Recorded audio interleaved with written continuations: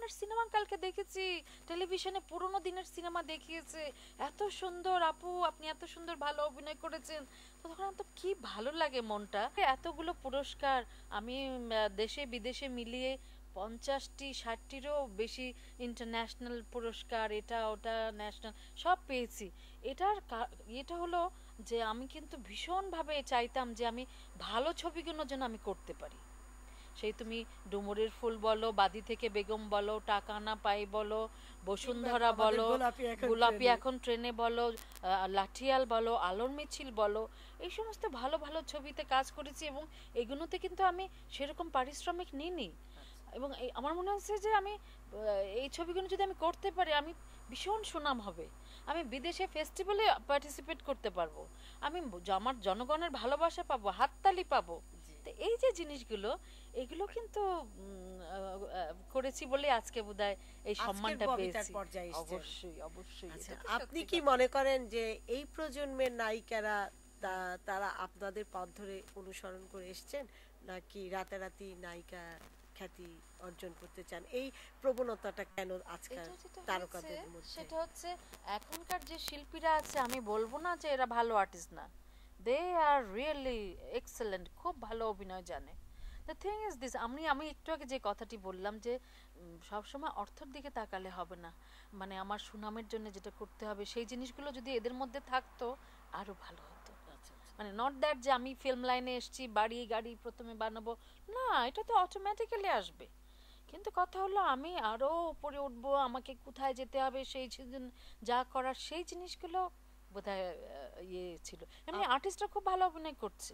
আপনার দীর্ঘ জীবনের যে অভিনয়ের অভিজ্ঞতা, তা থেকে আমাদের একটা ঘটনা আমাদের দর্শকদের বলেন। আচ্ছা আচ্ছা, অভিনয় করতে যে এমন কোন ঘটনা আপনার হৃদয়ে দাগ কেটেছে?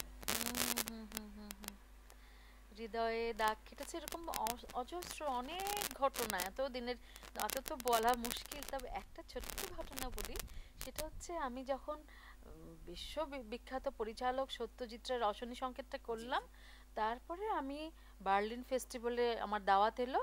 তো তখন কথা হলো মানিকদা, সত্যজিৎ রায়ের ডাক নাম কিন্তু মানিকদা। তো মানিকদা ফোন করে বললেন, এই ববিতা তুই কি ফেস্টিভ্যালে যাবি? তো আমি তো একটা লাভ দিলাম, আমি বলছি দাদা ফেস্টিভ্যালে জীবনে প্রথম যাব, তারপরে আবার আপনার সাথে, এটা তো একটা বিরাট ব্যাপার, আমাকে যেতেই হবে। তো সব ঠিকঠাক হলো, বার্লিন ফেস্টিভ্যালে যাব, দিল্লি থেকে আমরা রওনা দিলাম। আমি গেলাম, সৌমিত্রদা গেলেন, মানিকদা, সত্যজিৎ রায়, ওনার স্ত্রী সন্ধ্যা রায়, অ্যান্ড উনি এত ভালো, শি ওয়াজ রিয়েলি গ্রেট। তো সন্ধ্যা দি আমার যশোরের মেয়ে, যাই হোক, তো আমরা গেলাম টেলাম। তো গিয়ে টিয়ে যেটা হতো সেটা হলো আমি না একটু ভূতের ভয় পেতাম। আচ্ছা আচ্ছা। তো আমি ওই বিদেশে গিয়ে বার্লিনে গিয়ে ফেস্টিভ্যালে খুব মানে যেটা, তার আগে আমি আরেকটা কথা বলবো, সেটা হচ্ছে এটা আমি কোনোদিন ভুলবো না। সেটা হচ্ছে আমরা যখন ফ্রাঙ্কফুর্টে এসেছি তখন আমার পাসপোর্ট দেখে আমাকে বলা হলো যে sorry, I can't give you visa, immigration office ইয়ে আমাকে মানা করে দিল এয়ারপোর্টে এসে। তো আমি তো একদম চোখ দিয়ে সমানে পানি বেরিয়ে গেল যে আমি এত দূর অবধি এসেছি, মানিকদার সাথে একটা ফেস্টিভ্যালে যাব, পার্টিসিপেট করব, বার্লিন ফেস্টিভ্যালে আমার অশনি সংকেত দেখাবে, তো সেখানে যেতে পারবো না, এখান থেকে ফেরত চলে যেতে হবে। আমি একদম কান্নাকাটি শুরু করলাম।